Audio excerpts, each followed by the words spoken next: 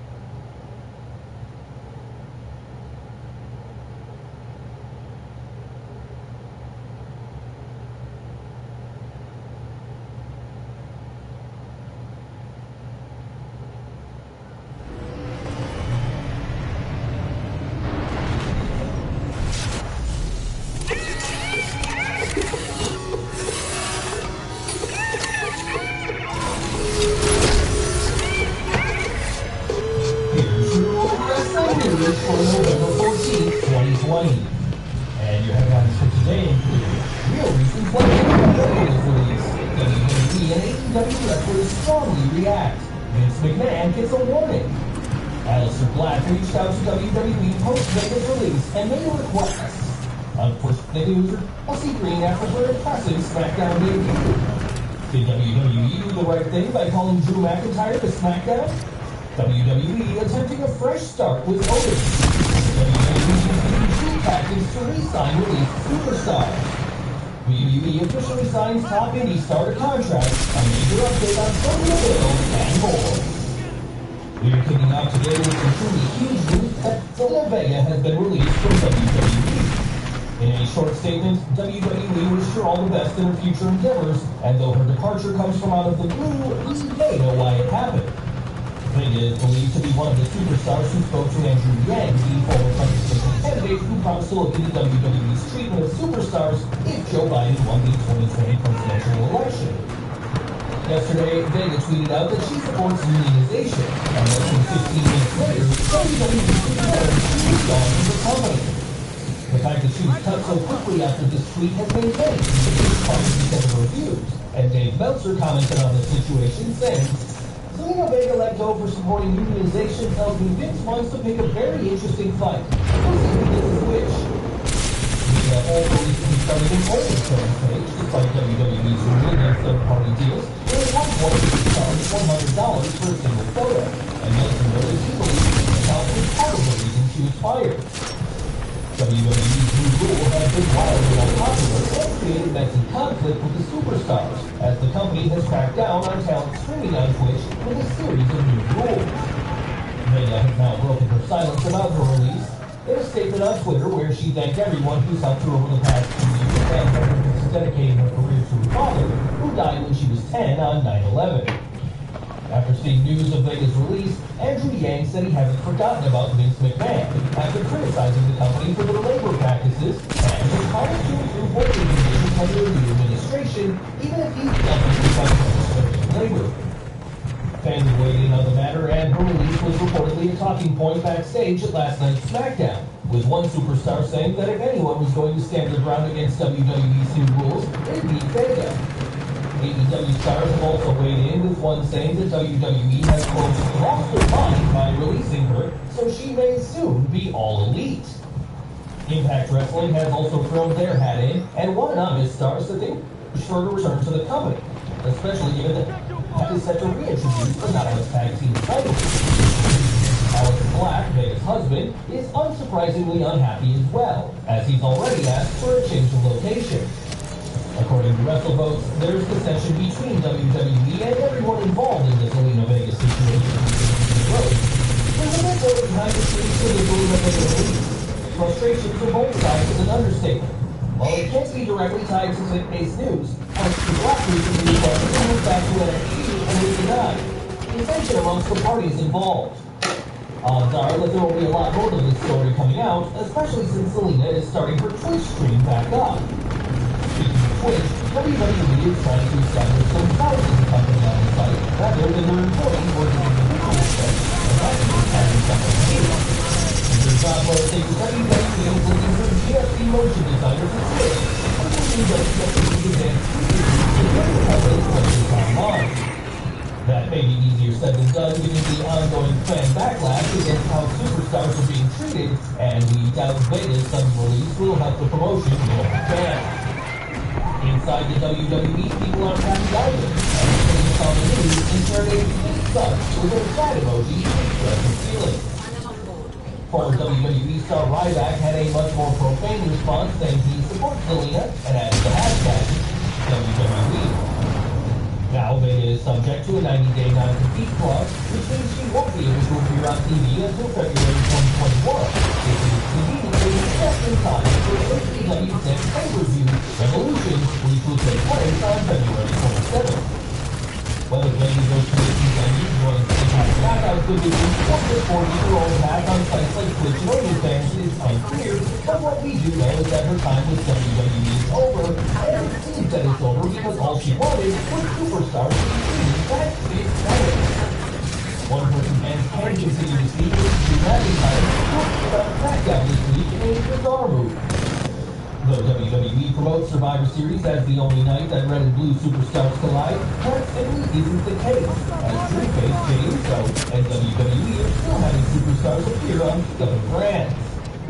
To us, this only weakens the whole Raw vs. SmackDown dynamic WWE is pushing with Survivor Series, only getting further confrontation between McIntyre and champion Roman Reigns, especially as these two could be facing off in Survivor Series. If this happened with next week's WWE title match with Randy Orton. Instead of the test, we'll see McIntyre face Jey Uso, again ignoring the notion of Survivor Series being the one night of the year that 60 Raw and SmackDown superstars face in the ring.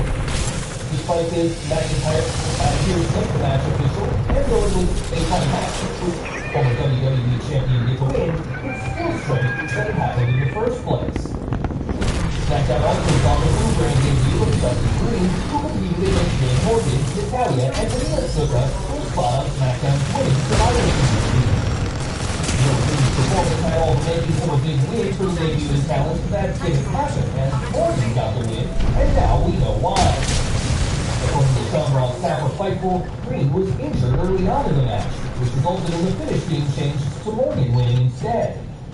Fightful described the entire situation as hectic, as it was reported she suffered a broken left wrist, and on Instagram, Green added that she suffered a broken arm, but said it's nothing she hasn't dealt with before, and that she'll be back before fans know it. Being called up to the main roster in May, the Canadian superstar has waited patiently for her debut, and given that this injury couldn't have happened at a worse possible time, we're sending our best wishes to Chelsea for a speedy recovery.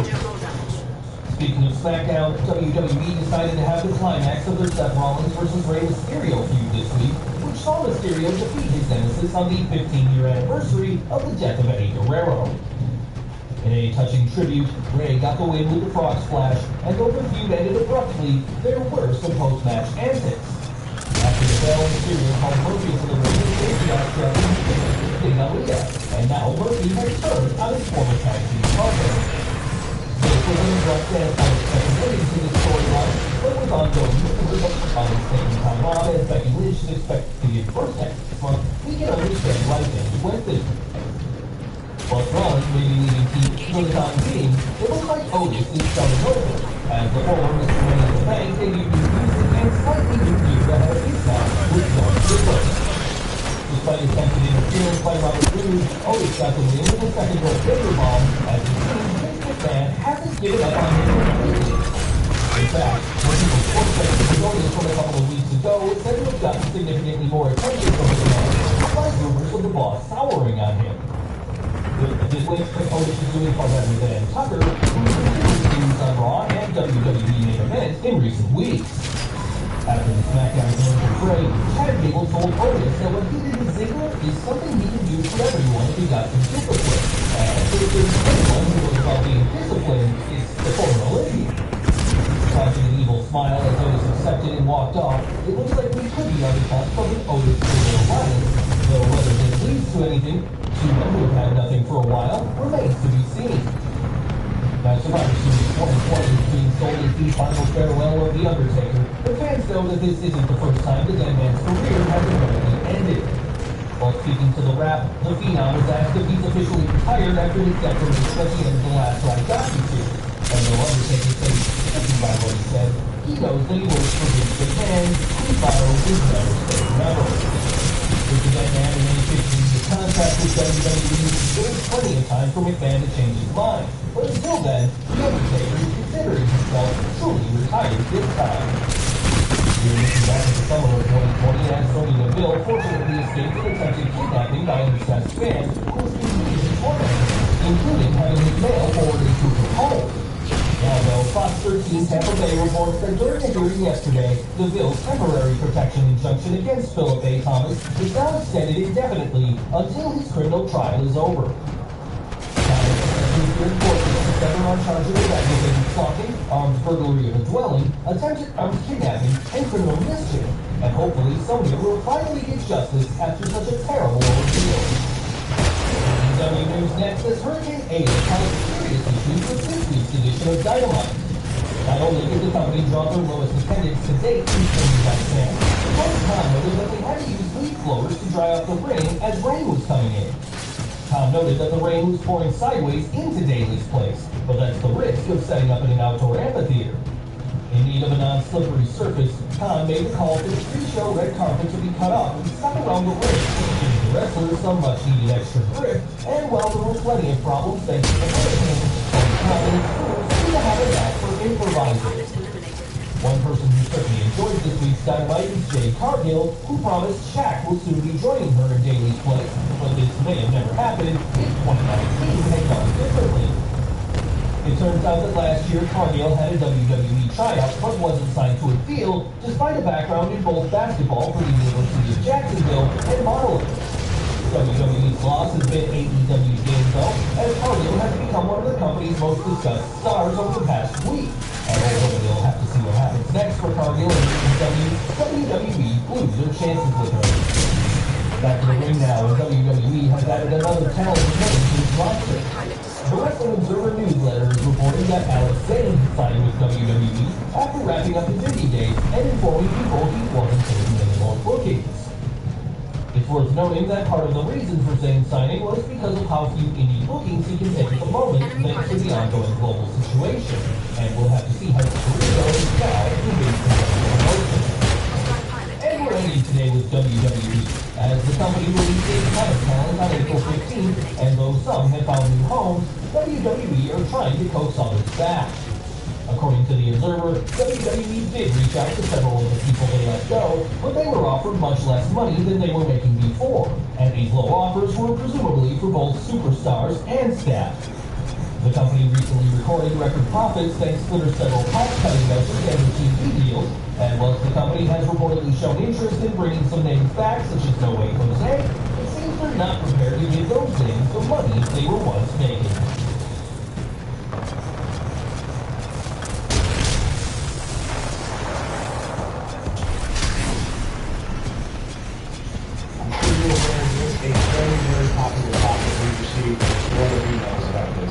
Has been lately firing Zelina Vega. Let me read one of his questions. This one was sent to CoreyDrive-thru@gmail.com from Simon Robb in Brisbane, Australia. My question is related to the latest cuts from the WWE, in particular, it has been announced to have let go from the company over tweets about unionization. Wanted to know your thoughts on that situation, and do you think WWE was right in their decision to let go one of their top female performers? And do you think this can have repercussions for any kind of option or unionization in WWE? Well, first of all, the way I'm glad that you read that question and worded that way, so we can clear this up, at least somewhat. To my understanding, a lot of people have taken this and run with it, that she was fired because of the tweet that she tweeted, "I support unionization." That's somehow people have gone off on that thing. Is that what you're hearing, or is this just what I'm reading on Twitter and they don't know what the fuck they're talking about? Well, I think since that tweet more has come out, but before anyone knew the fact that she had been She either was released or, she was released, fired her. She's still under the 90-day non-compete. She's not fully released. But before they fired her, she knew she was fired before it was public. And then she tweeted out, I support unionization, but the public didn't know already that this is not that. Well, but no matter how much it doesn't take Sherlock Holmes to put together when the company has the announcement ready and sent out 10 minutes after that was not cause of credit, obviously. As I said, it does not take following doctor. What's obviously happened is that they were talking, she got hot because she didn't really give up her, as they call it, the third party, whether it be the Twitch or her outside social media, and they had come to an impasse on that, and she wasn't going to fucking take it down, and they said, well, we're going to let you go, and she said, okay, and then they did. And when they told her that they were going to, she tweeted out, I support unionization. That's the logical change of this. Is that what your understanding is? Anybody else is what happened? What I understand, I may not be fully aware of all the details.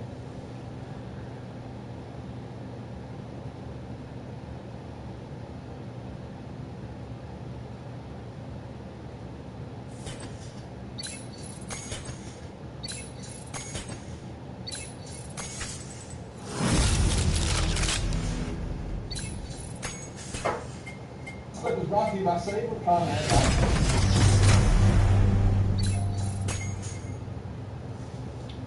At the conclusion of SmackDown on Tuesday night, I assume that's when you guys all loaded up back in the jet and make your way back home.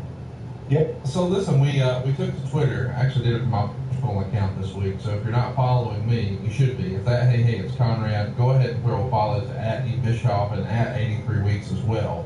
But right as we got kicked off recording this morning, because we are recording a little earlier than we might normally in the week, I got a ton, and I mean a ton of questions. I really can't believe that we got so many so quickly. Hundreds of questions already, and this was only posted like an hour ago.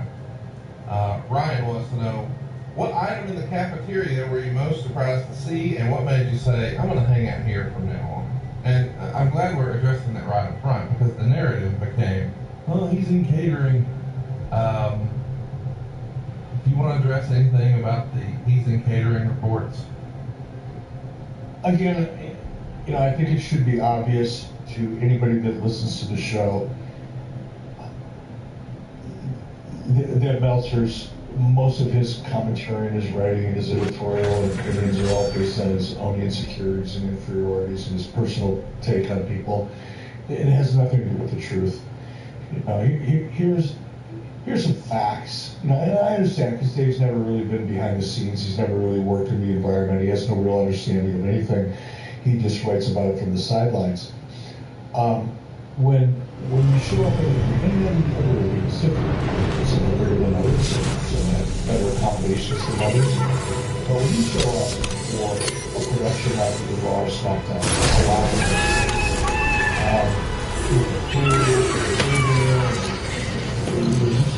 requirements of space that is needed to show up. No office. Eric Bischoff didn't really have an office. Always show up, even though I was the head of SmackDown. Right? Presumably, the head of SmackDown. Careful how I say that.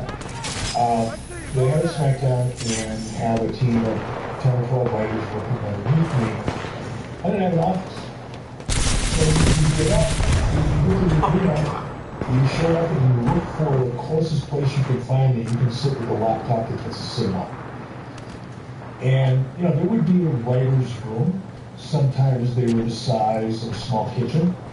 Sometimes, at Madison Square Garden, for example, they were huge. There was plenty of room for everybody. Because you're actually the journalist, the sports writer's room, which you use. There was at least room and space where you could kind of be in the same area. But more often than not, there was zero office space, zero workspace available.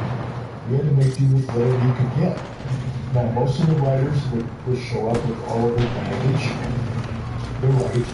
Not mental baggage, but actual baggage, And they have to store that with all of their computers and the things that they brought from the office. You have to set up your printers. And there's a lot that goes into this. And more often than not, you've had 6, 8, 10, 12 people crammed into a room that was built for free.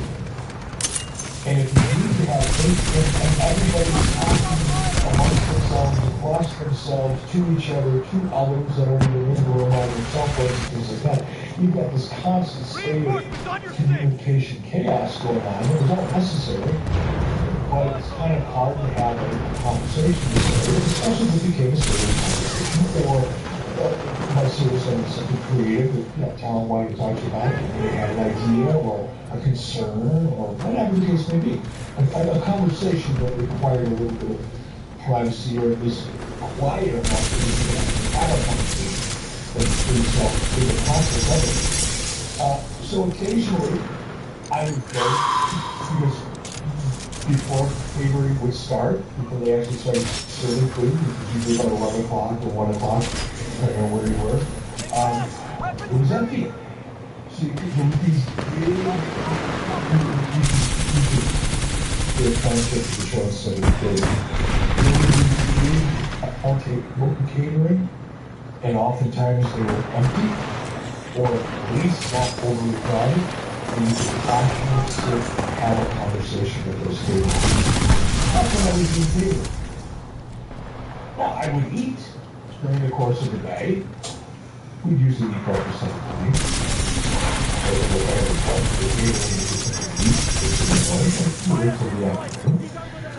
Lunchtime, or once the production meeting was over and the agent's meeting was over, and we had a pretty good idea what we're going to do. We were back held up in the writing room, which probably court sizes too small, rewriting the show that we thought we were going to do when the plane landed. And during that period of time, if I needed to talk to college, if I needed to talk to a lady, if I needed to have any kind of meeting, I would have those meetings in theater. That's it. By the way, nobody spent more time in theater than Paul Henry. Nobody. Other than the people that were preparing the food. But Dave has a different relationship with Paul Henry than he does with Dave Perry, than he does with Eric Bishop. So the inference and the perception that he was trying to create along the fact that it didn't really bother the show work until the last minute. And it was really kind of lazy. It all kind of wonderful. Eric Bishop wasn't really that creative in TNA. He didn't really understand a lot of people. Eric Bishop was the only person that sat down and with Spike TV and Viacom developed a 3-month arc for A story, B story, C story, and D stories, and how we were going to introduce new characters over the course of that 3 months. By the way, I'm still having really interesting. And really well done on that, so much so that Kevin came and people Spike were over the moon with them. So, again, that's Dave's just dark little desire to be a picture of Eric. I was really so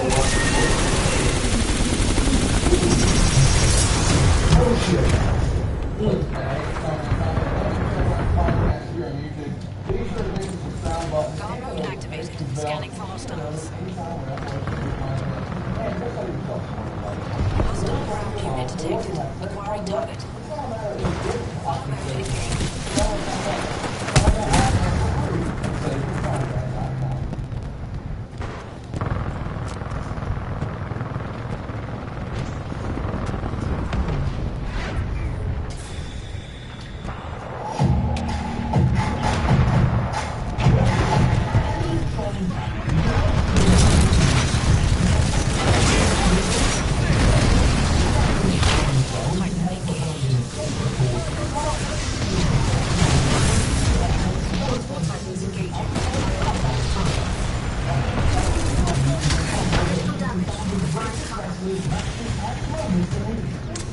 They were also responsible for some of the worst and successful in other doctors on the history of WCW, whether it was a good old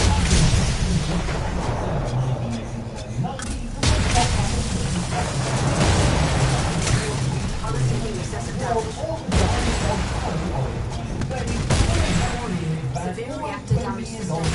Reactor is exposed.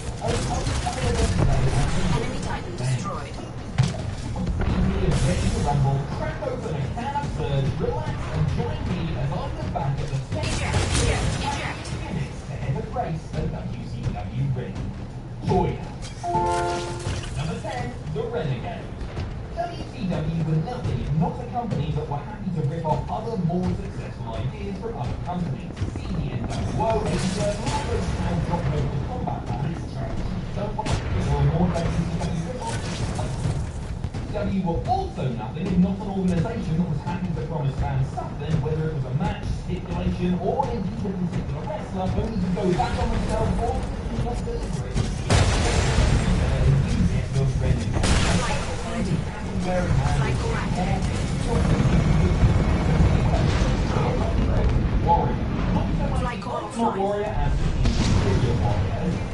That was a waste. Founded by Hulk Hogan and the ultimate surprise, the Renegade debuted in practice morning.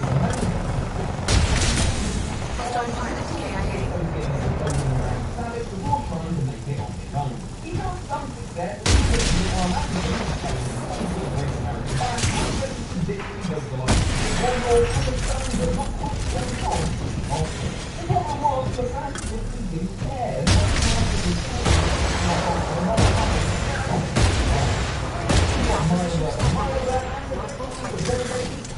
Friendly pilot attacking your target.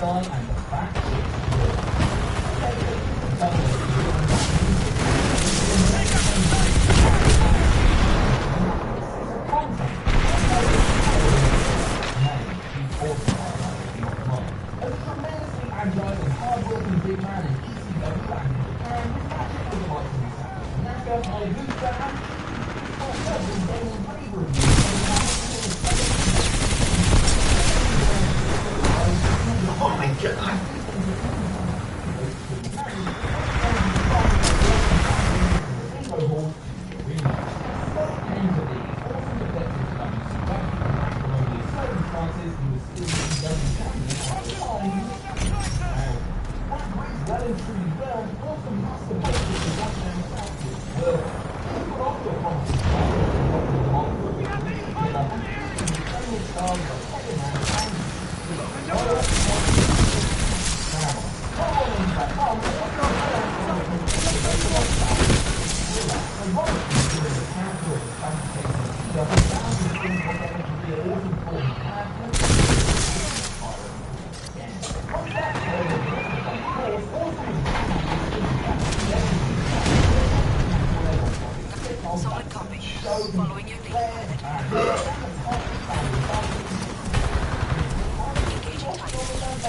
destroy. Terrible and helps stronger the mountains or never reposed Engaging guard mode.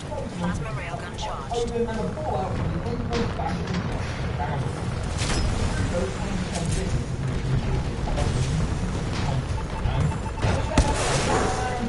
Fire mode engaged.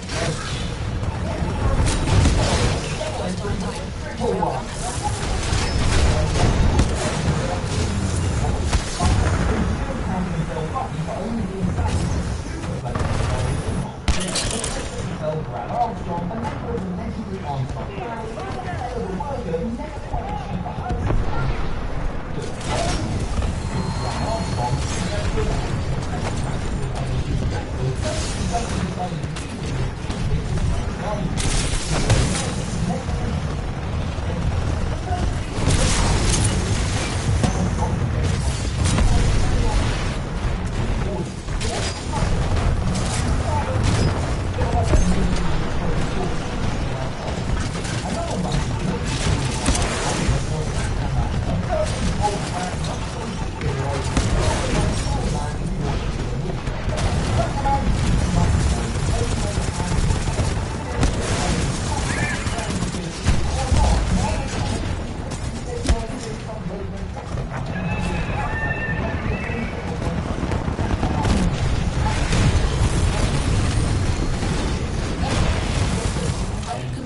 Control initiated. Seek out targets and destroy.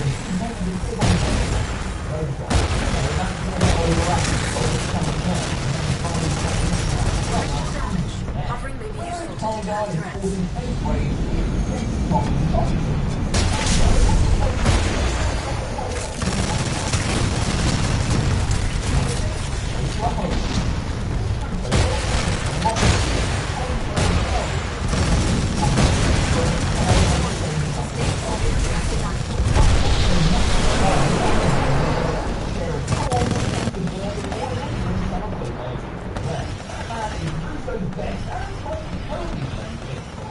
Who worked as a writer during the fruitful WWE Attitude Era and making Russo goes like without McMahon and others to play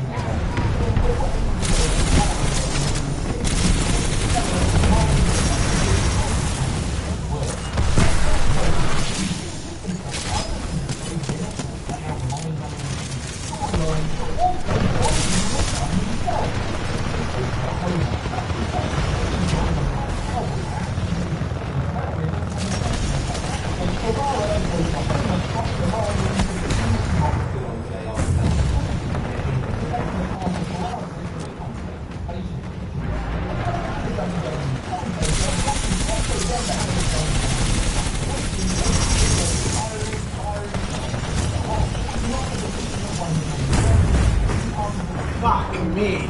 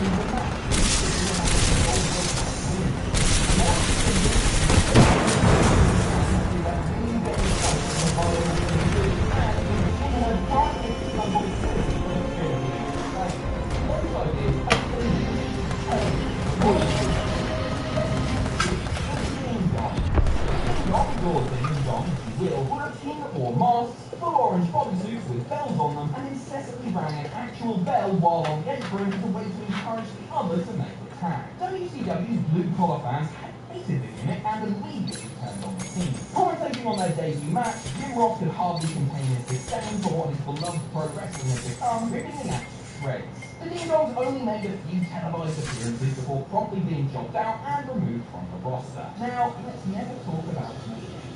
Number 4 is Severed.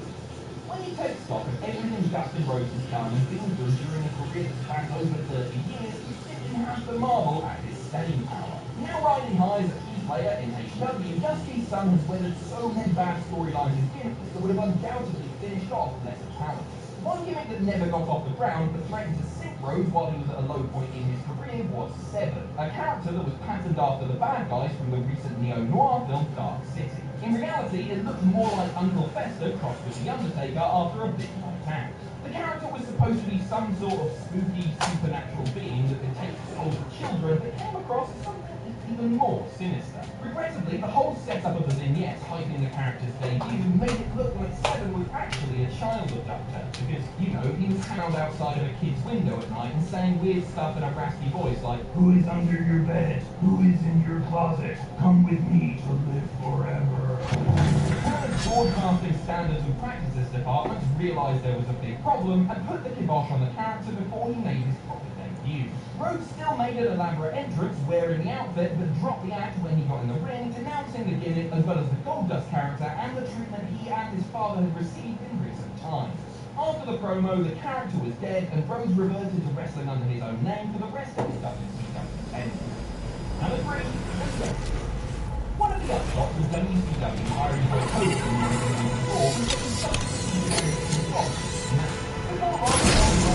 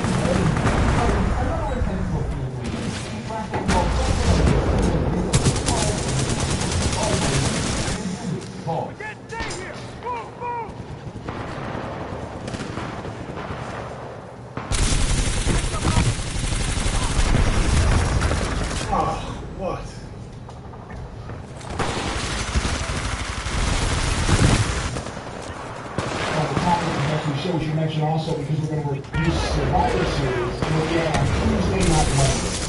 That's right, another one of these things is coming up. For all the people who say that we just blister and malign and torment and harass and pester and nettle AEW all the time, the WWE is going to have another chance to offend us with their presentation. We're going to watch that next week and talk about that, right? And Survivor Series, where I give you a high five if I can survive. I'm sure you saw that. Apparently at Survivor Series, it will be The Undertaker's last match. Okay, I'm not see this. I haven't seen if it wasn't on NXT, I didn't see it relating to the WWE. But I thought he had his last match previously. The match. So what's going on? Do we have I any wonder if miles it was in the happening. area? That's what I saw. And again, I don't watch those stupid shows, so I don't know either. Oh, no, you don't have to just casually listen to a very stupid show. Your shows are on. I didn't say they weren't hard. I didn't say they were any good. I just don't have to be so cavalier about it. You stupid shit. I don't even think that was in the actual tape. You had a very off-putting tone in your voice when you said it. Several WWE returns confirmed for Undertaker's final farewell at Survivor Series. Maybe it's not now. Maybe Well, no, but see, he's coming out to wave goodbye to all the well, I heard that they were probably, I heard that they were doing some type of 30-year farewell thing, but I didn't think it was going to be a match, and I would doubt very seriously if it is. And they're bringing back some of his old friends and rivals and important people in that atmosphere. They showed up.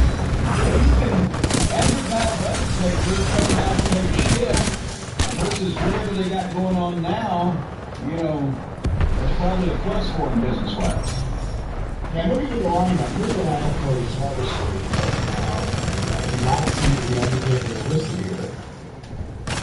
Match 1, Team Raw versus Team SmackDown. Raw being comprised of AJ Styles, Keith Lee, Sheamus, Braun Strowman, and Will.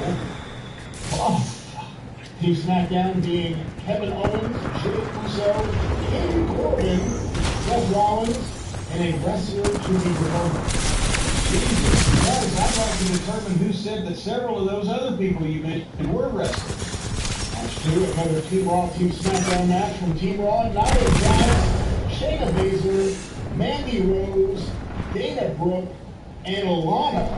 Versus Team SmackDown of Bianca Belair, Ruby Riott, Liv Morgan, 2 members to be determined later. So we know we can fast forward that. No, you have to watch that. Because there are several people there who are not going to be in the ring. I really want to watch it. All right. And actually, I don't even know if Mandy Rose will be in it, because I think what did she do? She broke her arm, broke her wrist. She just got hit last week on TV. Match 3, Bobby Lashley, the United States Champion on Raw, versus Sami Zayn, the Intercontinental Champion on SmackDown. Match 4, The New Day, comprised of Kofi Kingston and Xavier Woods, the Raw Tag Team Champions, versus the Street Profits, Angelo Dawkins and Montez Ford, the current SmackDown Champions. Can we fast forward that one? Yeah, maybe.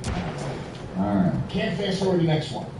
Match 5, Champion versus Champion, although non-title. The Raw Women's Champion, Asuka, versus SmackDown Women's Champion, Sasha Banks.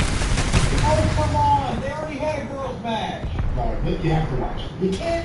You can't just dismiss all the girls' matches. You can't just dismiss any girls' match. Well, if they want us to watch the girls' match, why don't they just have one then? I've already watched one.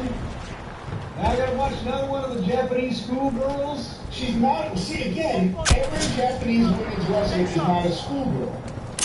All I can think of is Hero and that fat Freddie Mercury looking what with the mustache. Emi Sakura, there is no comparison between Riho, Emi Sakura, and Asuka. No comparison. There's no, the gimmicks are Any subtitles? I don't think so. It's like watching a French foreign film and not even one with any sex. You know you're talking about Io Shirai.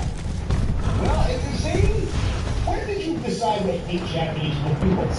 When they showed me 15 of them on every program and tried to shove them down my throat, beating 250-pound fucking women and men. You never liked All Japan Women's Wrestling?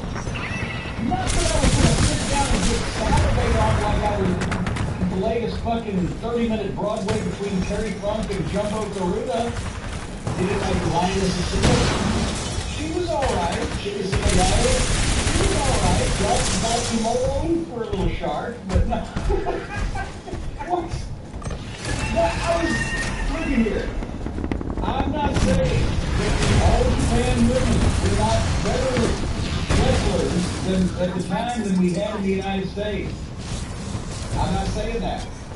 I'm saying that neither one of them were going to draw any money. If they had all the wrestlers in the United States, the 80s wouldn't draw any money either. Women's wrestling in the 80s didn't draw any money. Women's wrestling today draws money. But they got way too many of them doing it. It dilutes the gene pool. And honestly, truthfully, I've seen enough Japanese women wrestlers from these companies. It seems like everyone's got 6 of them. Get another couple of Rhea Ripleys if you're going to fucking duplicate and populate your roster with the same people. There are more Rhea Ripleys.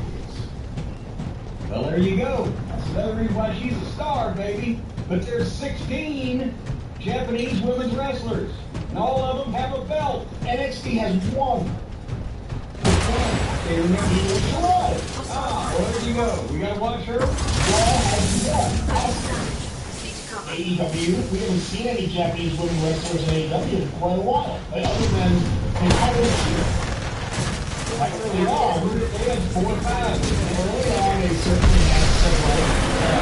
And then the pandemic hit. We were going to go back to school. The final match at Survivor Series, champion with the WWE title. It'll be either Randy Orton or Drew McIntyre. One of whom will be the Raw Undisputed Champion. Unreal. Versus Roman Reigns, the SmackDown Universal Champion with Paul Heyman. Well, wait, that's the entire card? 6 matches. They got every single one of their stars is on Survivor Series. You have to watch Roman, but if they lose, it's become quite a thing. There aren't that many stars. The biggest star in WWE is for Undertaker and John Cena. And No wonder they needed Undertaker to bid his final affair. He may go on one of those fucking Onita farewell tours that last 5 years or so. With that lineup, I would actually take the run for that main event. Either combination, he would probably be good. But so we'll watch that. But holy shit. really doesn't think any bets on who will win. Champion was champion now. I would not, because I don't know what kind of security stuff they might do, but I know who would. Our friends at my bookie. Thank you, Brian. That's folks. I don't know if they're even taking bets on the WWE anymore, because, sometimes these matches determine. However, what's not predetermined is how much money that you can win. There is no limit. If you have the right picks, whether it's late ball, college ball, the NBA bubble, UFC Fight Island, Dana White, that no good right-wing Republican son of a gun, got his fighters out on an island somewhere in the middle of the ocean, so they can't get the coaches if they're fighting. Folks, no matter what it is, you can get some skin in the game with my cookie, or odds-free, lightning deals, and free bets await all season long, and Thanksgiving's coming up. You know the NFL is really playing some turkeys. When you're a first-time customer, you've been playing with my turkey for years, there's no shortage of value to be found in the thousands of game lines, unique prop bets and contests that they offer every single week. And you can sign up or get reloaded today. Everybody wants to get reloaded. Find an edge, make your bet, and get paid. They've even got the full-fledged casino platform with all the classic table, slot, and card games. You can win a bunch of money, hopefully you won't lose a bunch of money. Some places do go down in value, but my bookie never closes its doors. You can continue to build your bankroll back up even after the stadium lights have gone out. Who likes this stuff? Take the right away today and sign up today at my bookie. And use promo code DRIVE, D-R-I-V-E, to get your deposit matched halfway all the way up to $1,000. You put in 200, they give you another 100. Holy mackerel, all the way up to $1,000, it's free betting money. So it's winning season in my bookie. Come join in on the fun and win some cash while you're at it.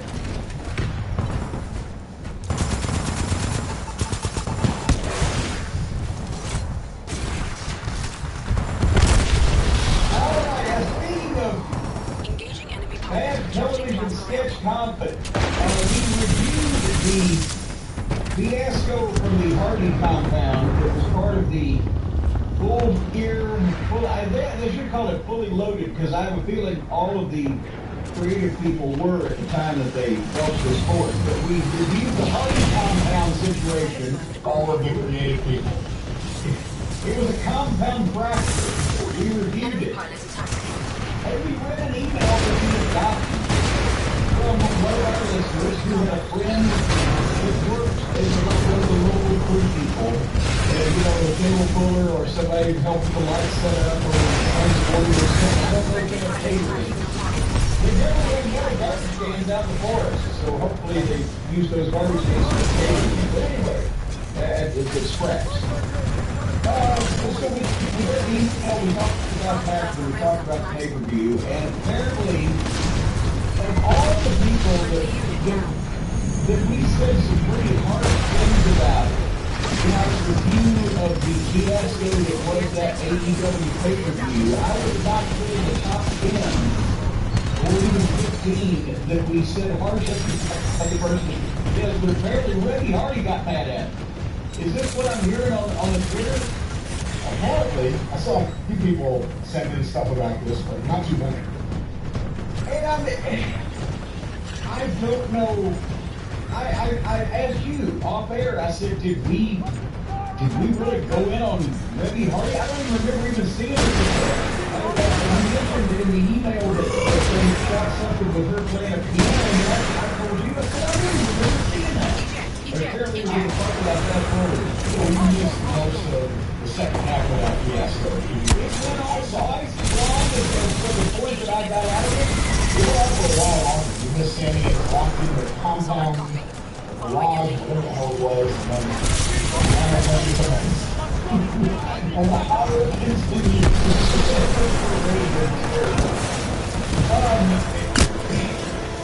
You will recall that I executed my fast-forward rule when Gangrel and Shane Helms had just shown up, and Matt Hardy had been in this fight with Sammy Guevara, fight allegedly for however long, but suddenly Matt stopped, he and Shane looked at each other, and Matt said something, referring back to when they did something to Impact and talked about long-term storytelling. And I said, they can't even pretend to have a pretend fight all the way through what they're pretending to do without breaking out that it's not worth my time. And I fast-forward from there, but we will be more upset back, and Jerry got upset because apparently she was painted in an unflattering light from the writer of the email, and we did not present that email as if it was gospel truth at every step of the way. So I asked you, should she have been offended? Did we say something really rotten? I said, you know what? Instead of going back, let's just play again when we read the email and what we said to see if in the overall scheme of things we were harder on Randy Hardy than we.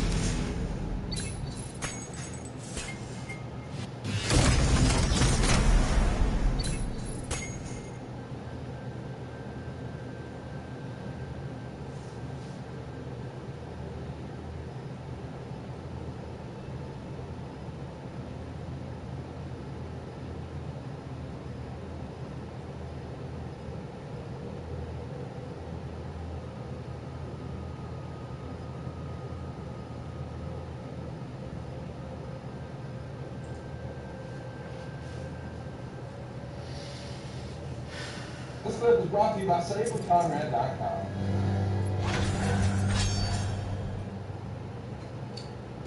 We mentioned earlier that You're supposed to laugh at that. this might have been good. I don't know who all was I don't want to make it sound like I'm taking myself too seriously. Check me up about the line here that Dixie wouldn't allow anyone the power to fire the fire. And handcuffing the before I put the rest of the people. And did you hear that? Or Dixie wouldn't allow anybody else that language? I didn't hear that specifically, but it was pretty clear to me right off the bat that Dixie was calling the shots in that regard. And I can understand why.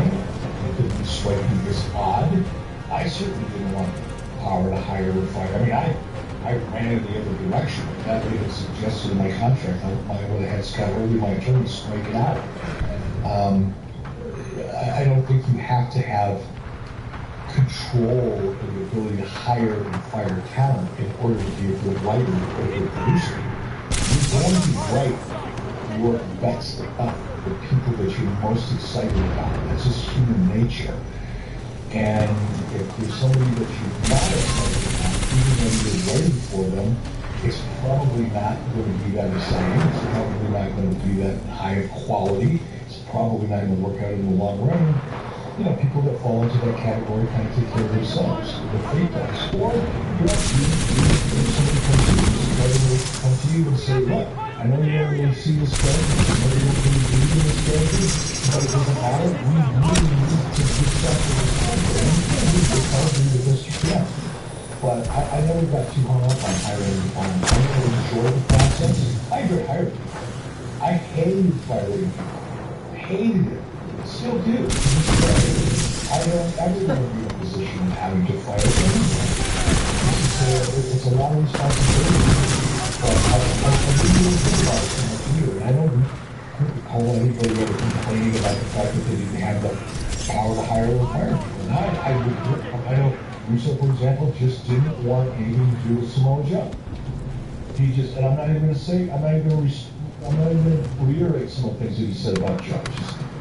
But that was Russo's take. It doesn't mean that Joe wasn't a talented guy, obviously. But that was one guy in particular that Russo would just not stop. He wanted it. It's the region. So he stuck around. He did good work. He eventually found some things for Joe. All right, let's keep moving here. Let's talk about the change of the global championship. We had a championship belt here. Now we're going to start calling it the television title. Is that a little thing to have a world title and a global championship? It's a little weird. Yeah, I want to make it clear. And I'm not being particular, Conrad, but when you say you guys or you had the global champ, I didn't have shit. I had nothing to do with any of that. All right? But I will tell you, from my perspective, it was stupid. It was asinine. I understand the logic, and I understand the why of it, which was, by the way, to have a title that could be defended or could change hands on a fairly regular basis in the UK, for UK television and UK film. And justified itself. Again, this is not a knock. There was a lot of money to be made in the UK, and TNA was doing very well in the UK. She wanted to have a belt, but it changed hands for the UK fans necessarily, and not affect the World Heavyweight title. So I understand the why, but it doesn't take away the confusion that ensues as a result of it. Yeah, it was silly.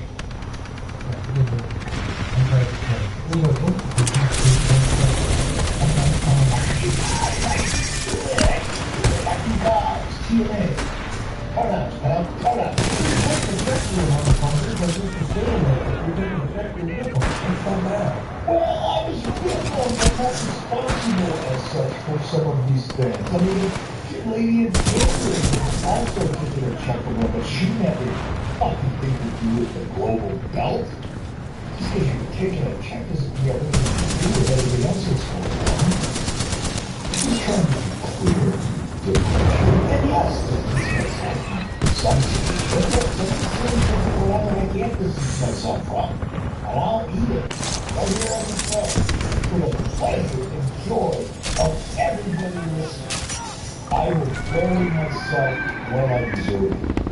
I just want to explain this shit earlier. Copy that. Thanks for checking the podcast here on YouTube. Be sure to hit the subscribe button and the notification bell. So you know anytime we upload new content. And go play this stuff.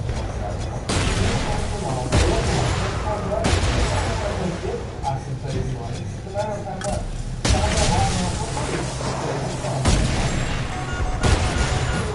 Enemy pilot attack.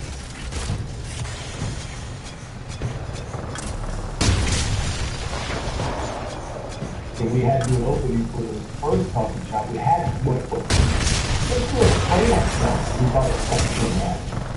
Just because we didn't know if it was going to be funny or not. And then, by God, it was so bad.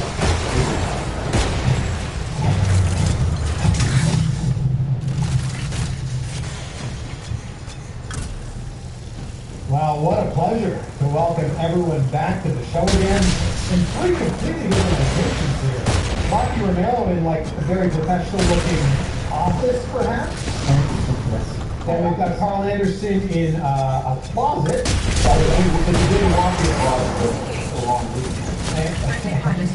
And Doc Gallows is in a car. Sitting in a random parking lot?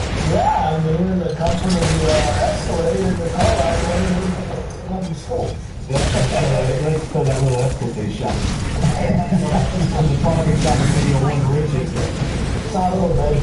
Yeah,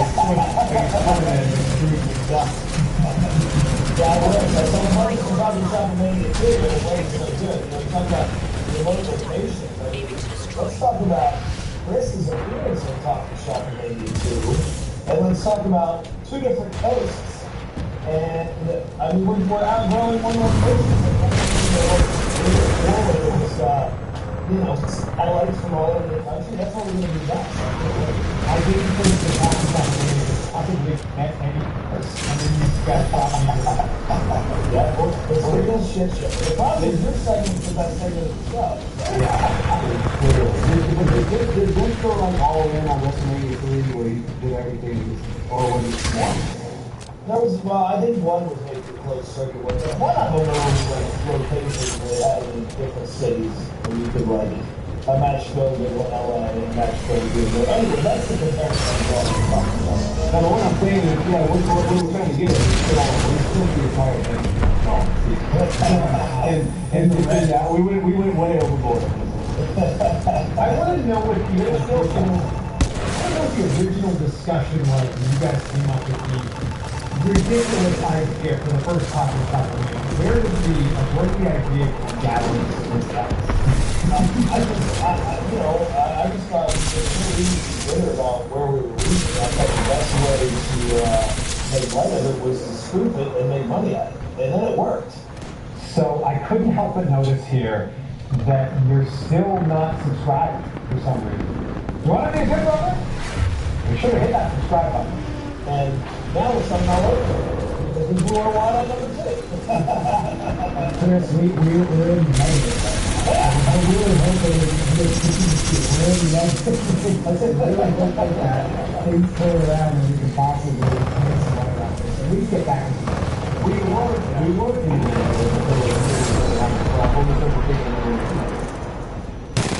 when they were two, they got famous. We did so well, and we actually put in part 1. The part 1 was all Gallows. It literally called me 5 minutes after we got canned from New York. And I wasn't sure the call. He called me again about an hour later and still jamming out in the paper. He said, do it with us or without us? Yes. I was like, I don't know. Then you're watching it going, man, this is funny, right? Like, then we're laughing, watching it going, I don't know if this is funny or if it's not funny. Then we even watched it back and we had been working for the first part. We had been working for it. So it's playing ourselves. We thought it was something like that. Just because we didn't know if it was going to be funny or not. And then, my God, it was so bad. Yeah, I mean, it was funny. And number 2 is our team was out of 10. And I'm really hoping that people buy it because I know this Coffee Shop LLC who knows my personal LLC $1,000.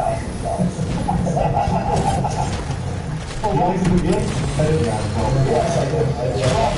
You guys are, you're in the negative right now. Of course you are. The paper doesn't come out yet. That's where you Exactly. Right? Exactly. Yeah. I don't know, man. Guys, it's been a last 5.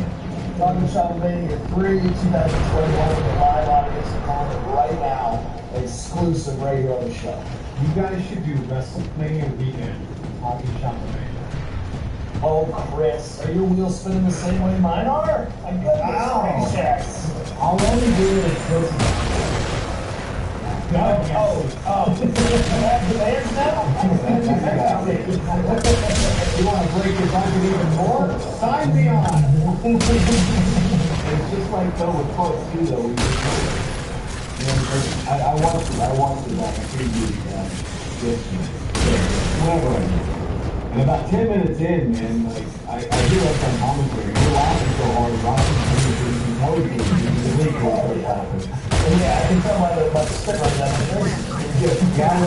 Gallows is screaming like in this like high pitched screaming laugh that he has. I have to laugh.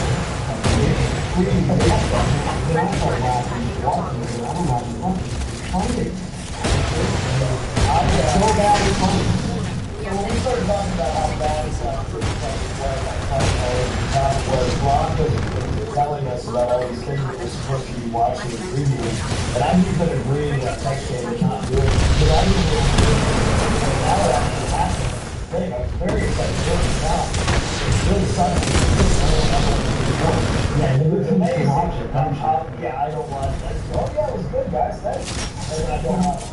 That's what I did. So I'm hoping that on Friday, November 13th at 10 p.m. on Worldwide Pay-Per-View and live. I got what I didn't really get that, but I don't know. But see, Chris, that was the problem. Nobody watched it, and then I watched it.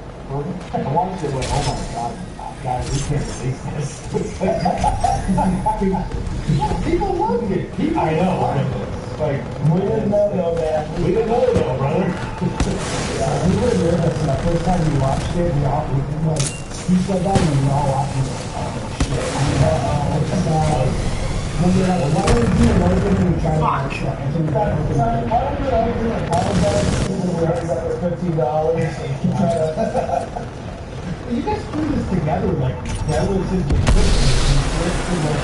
As good for as bad as it was, and I say that in my kindest way, I think you really pushed it hard.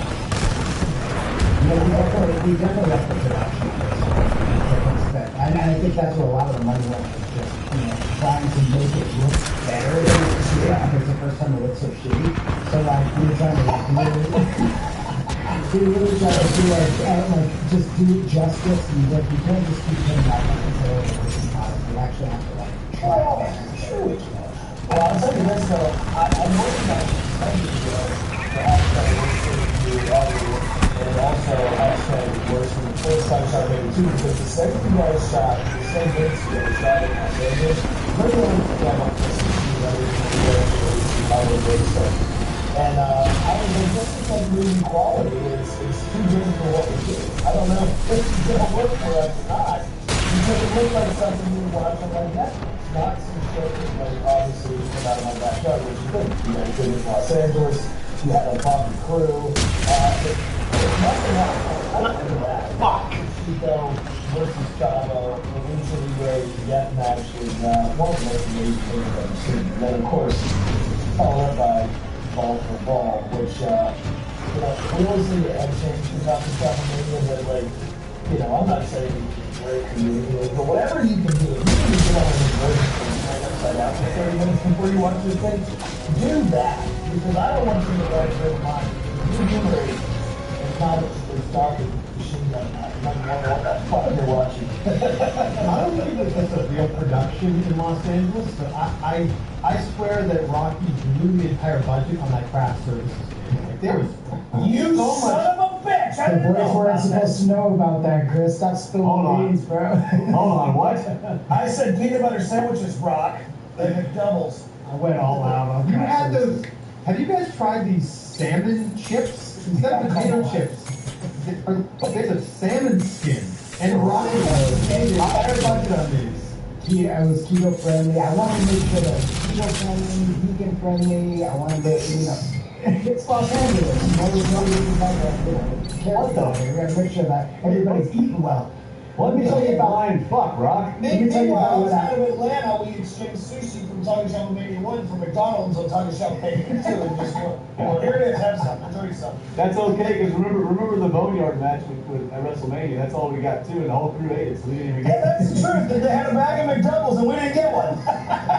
we were getting so it's all good. The Undertaker for 9 hours. We didn't get one McDouble. Yeah. The funny thing is, there was a giant bag of candy on this snack table, and you're with a dozen wrestlers. None of them eat candy. So at the end of the day, the bag hadn't even opened up yet.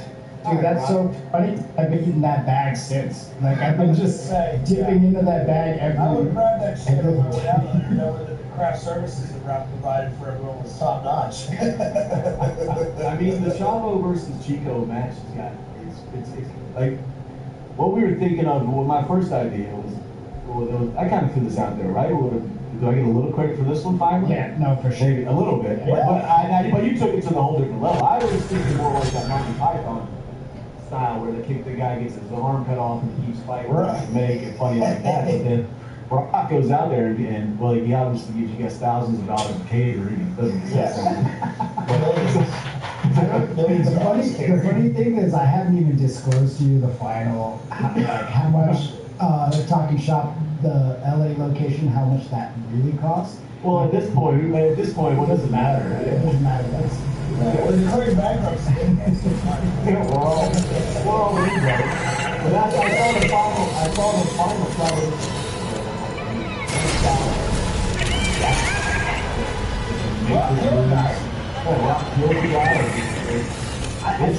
I just figured, I just figured like, you know, like, I just thought, you know, death matches, it's just thrown out there. I mean, like, why not really make it a death match and make sure that some of that. Why not straight up first? Yeah, what is it? There's a beautiful death match in Talking Shop with you too. If someone's sitting down to watch this with a friend who's not a wrestling fan or their girlfriend, how do you explain this? This is a spaz hour on everything wrestling, professional wrestling, all the fun stuff, and we don't have to tell anybody figuring it out that, like, hey, this isn't 100% legit good versus evil real combat. And when you look at it that way, there's really great stuff, but then there's also things where you go, come on. And I think the Talking Shop maybe is working just for that. And we have some really funny excuse, in my opinion. They Talking Shop maybe two great factions. We wanted to let them live off the Redford food shit. Yeah.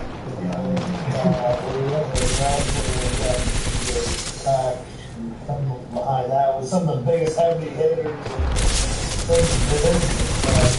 You guys gotta watch out. This creative juices are flowing, and I don't know how good that is. We'll deal with it. Well, he's driving around in his Escalade. Yeah, his Escalade. That's what he's talking about. His Escalade doesn't have Wi-Fi. I like that the white guy drinking wine during this. That's right. Yeah. That is not wine. I'm kind of on the way to drinking for it.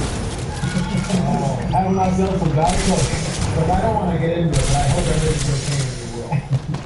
Everything's beautiful. The Diet Coke in a wine glass. Diet Coke in a wine glass is a little bit of kayfabe juice. Anyway, guys, get back wrestling. Tuesday night, thank you.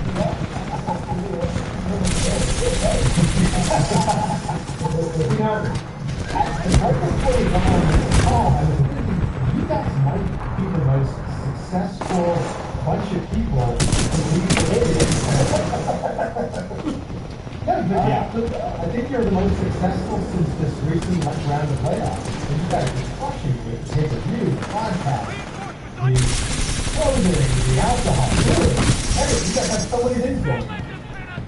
Yeah, it's like we hit the ground running the second, we were free, and then, we got started with that. What was you quit, Chris?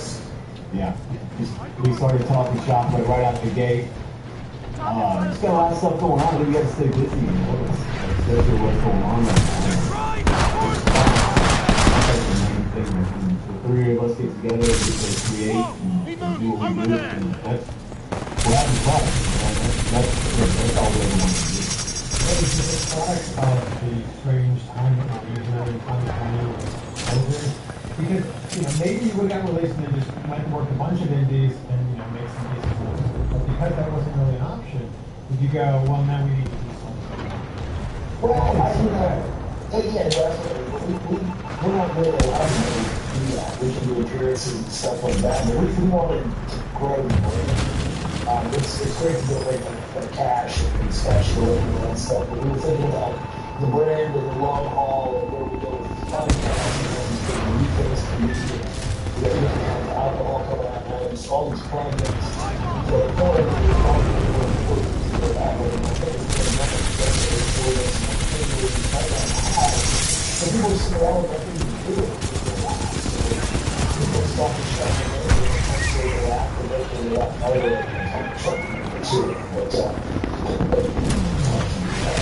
Well, I also think that, like, on top of that, it's like, you have to be creative about it, right? You got not being able to do it alone, and just, you know, like communities or whatever, like, and I'm speaking from more for these guys, you just have to, like, also we're thinking about here's the opportunity to really go all in on this fight while people are watching, and, you know, do something, really work, you know, focus on it.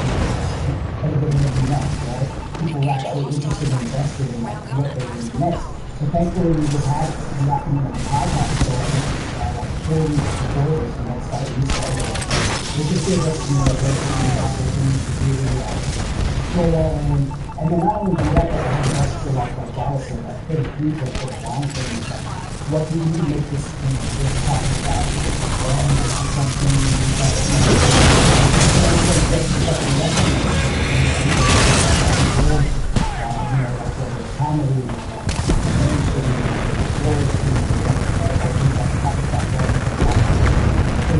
You have one of the biggest podcasts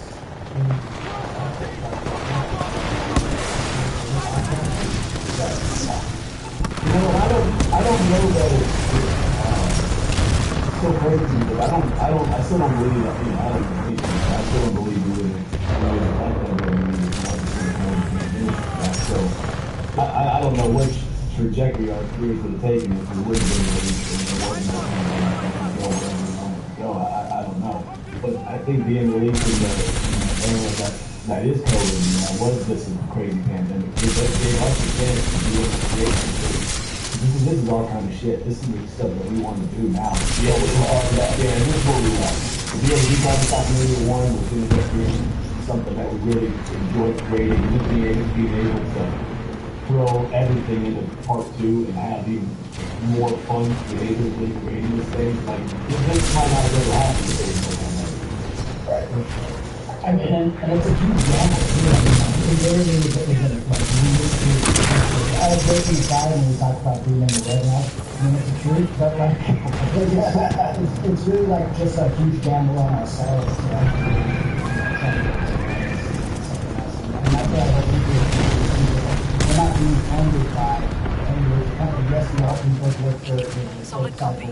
Following company, but we don't really have, we have no financial support. And it's just really like, you know, we really create together, our friends, resources, everything to try to really do something creative and completely out of the box and different kind of work that was done, and we're just really good. Investors is really good at getting on the shop, right? They're all in on this like you guys are. Impact, you can't say that enough. Every time we play about anything, so we take the moment and we kind of put those guys over, put over Scott and Moore, Don Callis, and everybody over there back in the day.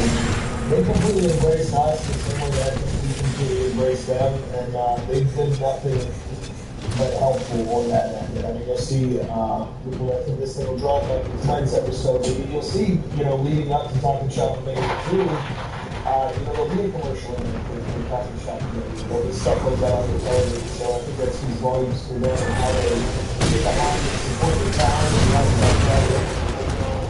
Friendly pilots attacking your target. It's funny concept, so that you can put it ahead of Talking Shop and Maybe. You want to figure out, all right, as hopefully they get back a little bit, how do we do that? So we're going to Baltimore on November the 22nd for the first ever Talking Shop Live with a socially distanced crowd and environment. And we're going to be doing a live podcast with, you know, all the characters, Sex and Too Bad and Chico and Joy. And some other familiar faces there, but that's our first time doing something like that. You know, we're wrestlers. Now we're walking into this kind of experience. So it's been really fun trying some of that. We're getting special on Access TV, the Talking Shop special, with the friends, and I love this you really enjoy that. If you're watching us in front of your eyes, I was going to the wall and do it sick. So I'm just glad everybody's along for the ride. You're not just wrestlers now. You and so many other people have become entrepreneurs. And that's like a big shift in what we're seeing happening all across the board in wrestling right now. I would do so. Yeah. Like you said earlier, I mean, if you look at what we do, it's not a way to do that. It's not Oh, I was going to say, not like you said,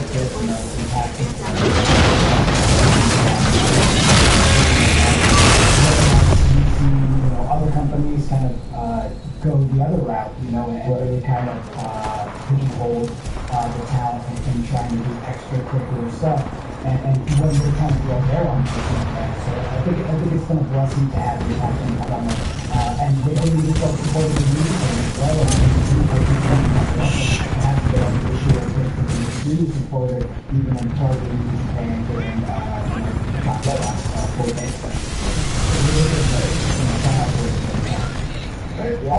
the music band is one of the most wrestling crowds in America. But that's exciting as a fan to see that there's actually fans in the seats enjoying the product that we used to enjoy 7 months ago. Right? I think it's been awesome. I feel like it's kind of the light at the end of the tunnel for like wrestling fans. Like, this is doing it with like one minute that everybody, everybody about it. Maybe I'll get a little bit of enjoying how we wrestling the way we did. That's why we get excited about on November 22nd. You don't see us in like a live interview setting or whatever. I mean, if you know us, we don't have much of a filter anyway. So something to say, we're just having fun. I can't wait to be in front of them. Those are our people, our fans that are there to support us. This podcast,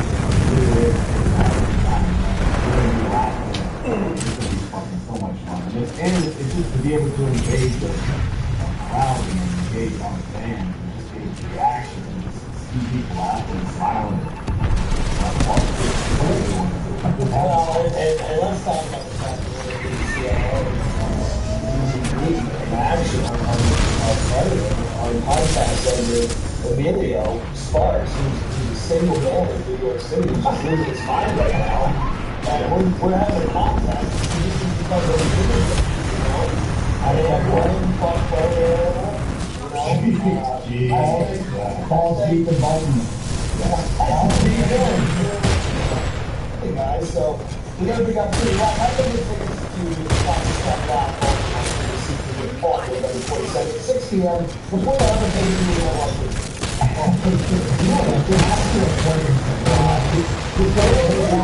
Just go to PayPal, prison notes, coffee shop, Baltimore, Baltimore, hashtag Baltimore, and tickets are $100. First play is $125, and you drop us a line, and you can do it with it, and help it all out, and bring the use that store. I think I'm not flying there, I'm going there. Oh, really?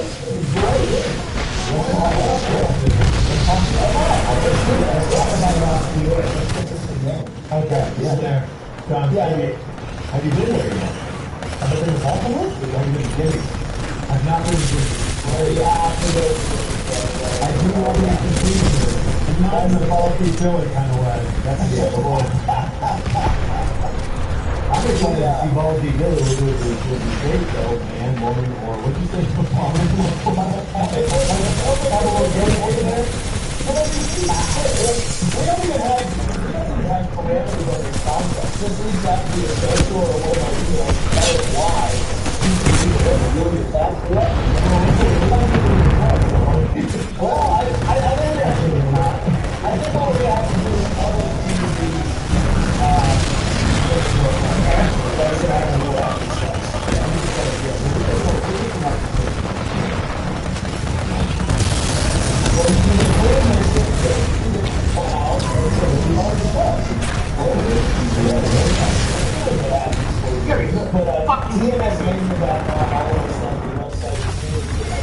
It's fucking share this about the alcohol merchandise available via the web page. You still with all the stuff that you have to talk about. And if you haven't pre-ordered Talk About Vegas too, you can do so over at Fight TV, so please do so. And let's know what you think. Let the feedback back. So came out hard into this knowledge. You know the creative thing. What you guys are creating here, it's still more than video. Because I was gas is so fortunate for the rest of the show. So it's just kind of like, you just hang out for an hour, and then like, the 5 minutes to go, and you're like, okay guys, wrap it up, and it's like, alright, we'll stop talking about it. That's all I'm trying to do, guys, you know, we're going to stop talking. We don't really care about it. Unless you want to get frozen and gather over there.